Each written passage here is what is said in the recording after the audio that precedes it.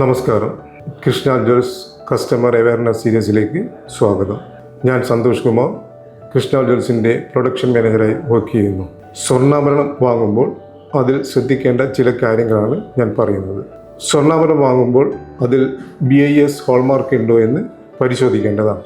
എന്താണ് ഹോൾമാർക്കിംഗ്? സ്വർണ്ണാഭരണത്തിൽ അടങ്ങിയ സ്വർണത്തിൻ്റെ അളവ് തിട്ടപ്പെടുത്തി അതിൻ്റെ പ്യൂരിറ്റിക്ക് അനുസരിച്ച് മാർക്ക് ചെയ്യുന്ന രീതിയാണ് ഹോൾമാർക്കിംഗ്. BIS ഹോൾമാർക്കിംഗ് സംവിധാനം ഇന്ത്യയിൽ നിലവിൽ വന്നത് 2000-ലാണ്.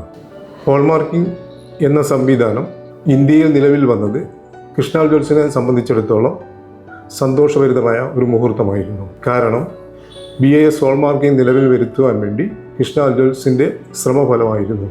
അതുകൊണ്ട് തന്നെ കൃഷ്ണ ജ്വൽസിന് ഇന്ത്യയിലെ ആദ്യത്തെ BIS സർട്ടിഫൈഡ് ജ്വല്ലറിയായി കേന്ദ്ര ഗവൺമെൻറ് തിരഞ്ഞെടുക്കപ്പെട്ടു.